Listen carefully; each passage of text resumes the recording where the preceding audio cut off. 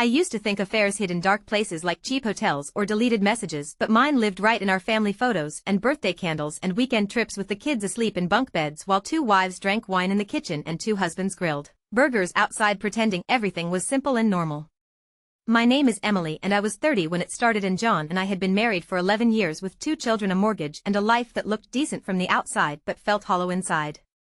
John was a good man, not abusive or cruel, just tired and distant, always working late or disappearing into his phone, and I was tired too. We had become a household management team, scheduling dentist appointments and school payments and fixing the broken washing machine until I stopped feeling like a woman at all. Then Daniel looked at me at work in New York. He was a senior colleague, not my boss, which I told myself made it cleaner, and the first time he really saw me was in that glass meeting room with terrible coffee and a projector that kept glitching. I had stayed up late preparing a client recovery plan, and John had barely glanced up when I mentioned it at home, but Daniel listened like it mattered. He stayed behind after everyone left, closing his laptop slowly, and said that was impressive. I laughed it off, saying it was just damage control, but he shook his head and told me it was leadership. That word stayed with me all day. While John asked if we had bread at dinner, Daniel texted later asking what I wanted next in my career, and that contrast pulled me in. He noticed when I changed my hair, remembered comments from weeks before, and after a hard meeting he would message saying you handled it better than anyone else could have. Our texts grew longer. Work became life and life became loneliness. He told me about his wife Alina, saying she is a wonderful mother, but I do not know if she sees me anymore, and I said almost the same about John. He is a good father, but sometimes I feel like I could disappear and he would only notice when there was no dinner. Daniel looked at me with gentle sadness and said I would notice. That was the first line we crossed, not the first kiss, which happened weeks later after a company dinner. We were both sober enough to know better, standing in a parking garage beside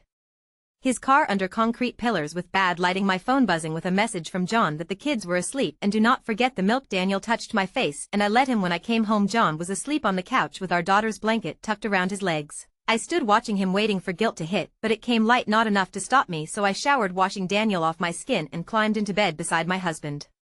For 3 months Daniel and I were careful. No photos, no obvious messages, no hotel receipts, no meetings near work. The secret itself became its own addiction. Every normal day had a hidden current, every meeting another meaning, every glance across the conference table felt like a touch, and I became happier, more patient with the children, less irritated with John, better at everything because I had a place to put the hungry version of myself. John even noticed, saying you seem better lately one night while rinsing plates, and I almost laughed because betrayal had made me easier to live with.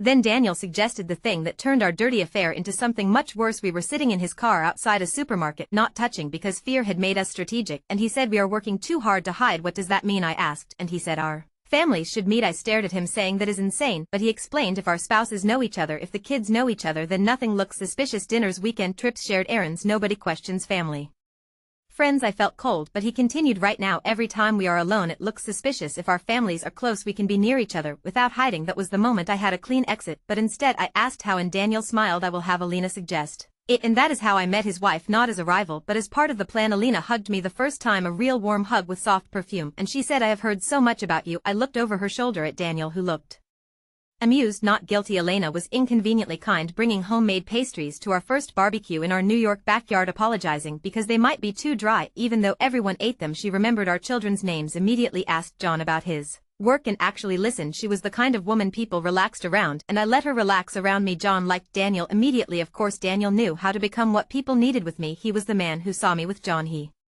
became easygoing, practical, asking about football and home repairs, and laughing at John's jokes, so my husband stood a little taller. Our children connected fast. That sealed everything. Once the kids started asking when we would see them again, the affair gained innocence as camouflage. Family friendship is a powerful disguise. Nobody questions shared rides, shared dinners, shared birthday gifts, or the rental cabin upstate. Every boundary we erased had a child's drawing taped over it. Soon there were dinners every other Friday, then weekend day trips and sleepovers, then a long weekend away at the cabin. The first time Daniel kissed me during the family trip, Alina was downstairs making pancakes with our daughter. John was outside helping Daniel's son fix a bike chain. Daniel followed me upstairs with the excuse of looking for towels. He closed the guest room door, whispering 5 minutes. I should have slapped him, but instead I laughed because the danger felt absurd, and downstairs his wife was teaching my daughter how to flip pancakes, and upstairs I was letting him press me against the wardrobe, his hands on my T*TS, pulling up my shirt while I reached down to stroke his C*CK until he pushed me onto the bed, spreading my legs and sliding into my P*SSY with urgent thrusts that made me bite my lip to stay quiet. We finished fast, hearts pounding, and returned to the kitchen where Alina smiled, asking if we found the towels. Yes, I said, and Daniel sat beside her, kissing her temple while winking at me over her shoulder. I smiled back. That was the woman I had become.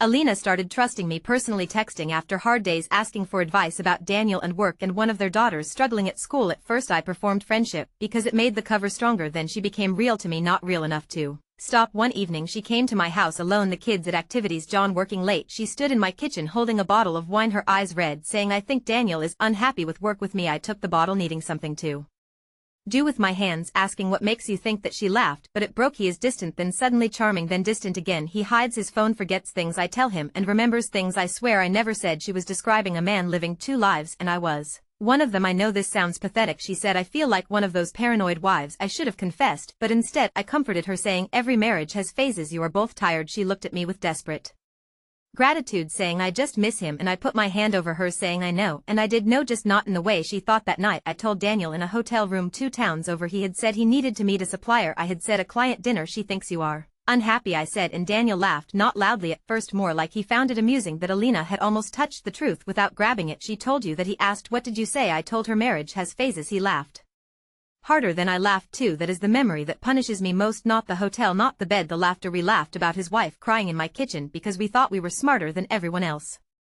After that the family friendship became routine. Alina and I shopped together at the mall. John and Daniel went to baseball games. The children had sleepovers. We rented the cabin in autumn. There is a photo from that trip. 8 people by the lake, 4 children. Muddy Ann grinning, John's arm around my waist, Alina leaning into Daniel and me, smiling like a woman with no conscience. During that trip Alina told me the secret. Late one night on the porch, wrapped in blankets, listening to the trees move, she stared into her mug and said, "I am pregnant." The world went still. I looked toward the cabin windows, Daniel probably asleep beside her. "You are 6 weeks." I said. "That is not awful." "It is if your marriage is falling apart." She wiped her face, saying, "I have not told him, because sometimes I think he wants a different life." And then she said the sentence that ended everything. "Sometimes I think he wants someone else." She said it to me, the someone else. She kept talking, saying, "When I am with you and John the first think maybe Daniel and I can be okay. You make marriage look survivable." There it was, the final humiliation. She thought I was proof love could survive. I was evidence that hers was dying. That night Daniel messaged from the bedroom beside hers, saying, "She is asleep, come downstairs." I did not answer. The next morning he found me by the lake, asking, "What is wrong?" "She is pregnant." I said. His face changed, not into joy or grief, but calculation. "Did she tell you?" He asked. "No, she told me." He rubbed his jaw, saying,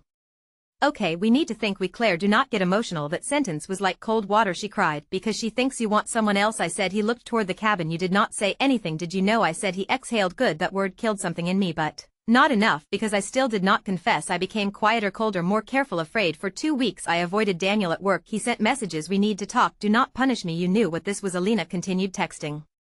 "Ultrasound tomorrow." I still have not told him. "Do you think I should wait until after his big presentation?" I feel stupid for being scared. I answered each with careful kindness, and every kind word felt like another theft.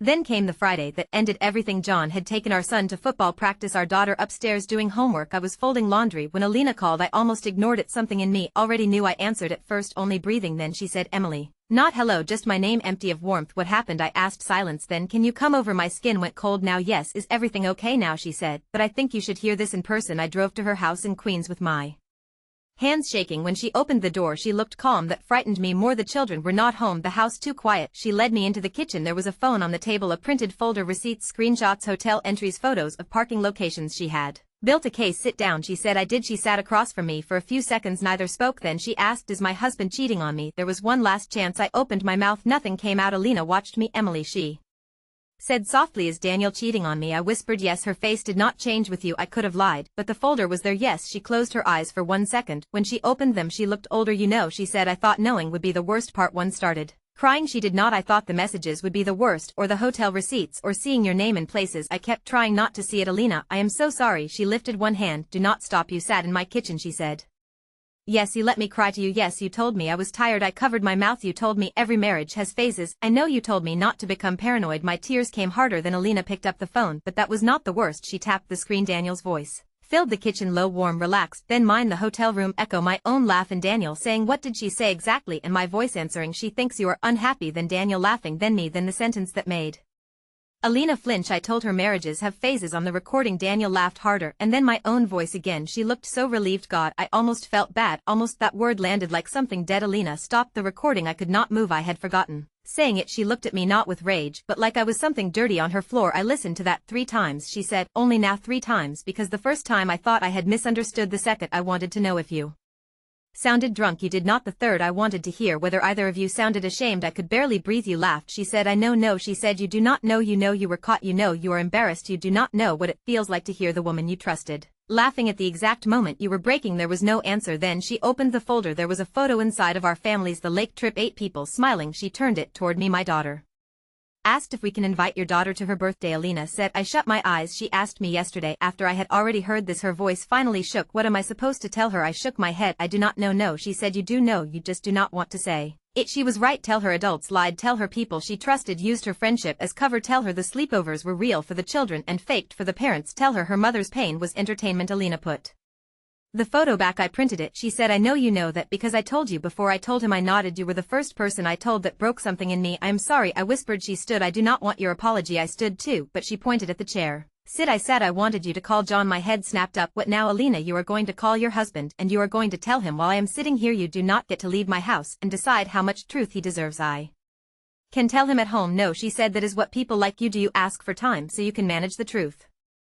People like you. I deserved it. She pushed my phone across the table. Call him. I looked at the phone. This was the moment I had avoided. I called John. He answered on the third ring. Hey, everything okay? I looked at Alina. She stared back. No, I said. My voice broke. What happened? I need to tell you something. There was a pause. Emily, I have been having an affair. Silence. With who? He asked. I closed my eyes. Daniel. Another silence, and he said Daniel. Who? He knew. I think he knew, but he needed me to say it. Daniel. Alina's Daniel. The sound Mark made was not anger, it was air leaving a body after impact. How long? He asked. I told him before we met them. I looked at Alina. Yes, so the friendship. I could not answer. He understood anyway. The friendship was part of it. Yes. John whispered something I could not hear. Then he said you brought him into our house. Yes, you brought her into our house. Yes, you let our children sleep there. I started sobbing. He did not comfort me. Good, you let me become his friend. Yes. The line went quiet and John said do not come home before I get the kids. John, no, you do not get to speak right now. He hung up. I sat there with the phone in my hand. Alina watched me for the first time. There was something like satisfaction in her face. You can go, she said. I stood at the doorway. I turned. There was one more selfish thing in me, and I hate that I asked it. Did you tell Daniel? Alina looked at me. No, I blinked. I wanted you first, and she closed the door. When I got home, John was packing not his things.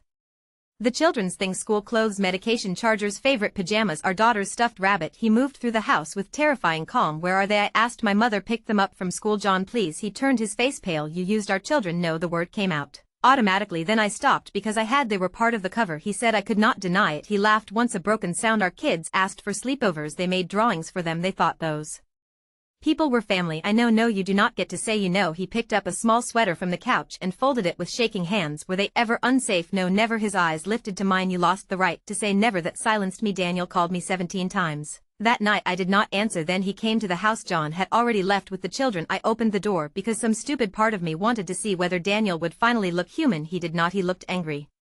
What did you say to her? That was his first question. Not are you okay? Not what happened. What did you say to her? I stared at him. She found everything. His jaw tightened. Everything. The messages, hotels, calendar entries. He swore. And the voice note. His face changed. What voice note? The one where we laughed about her. He looked away. It was not like that. It was exactly like that. Emily, who you need to align. I almost smiled. A line. Of course, a marriage was collapsing. A pregnant woman had played our cruelty back to me. My husband had taken our children away and Daniel wanted alignment. No. He looked at me sharply. No, no more strategy. He stepped closer. You told John. Yes. Why would you do that? I stared at him because somehow after all of it he still thought truth was the betrayal. Alina made me call him. His face twisted. She made me call him while she sat there. That manipulative. You not finished that sentence. He stopped. For the first time I think he realized I was not on his side anymore. You and I need each other right now. He said. No, you need a witness who will lie with you. That is not fair. I laughed. Not like in the recording. This laugh had no pleasure. Fair. He hardened. So now you are moral. Now that everything is exposed. That one hit because it was partly true. I was not moral. I was late. There is a difference. I am not asking for credit. I said I am asking you to leave. He stared at me. You will regret this. I looked around my empty house. I already regret everything. The weeks after were not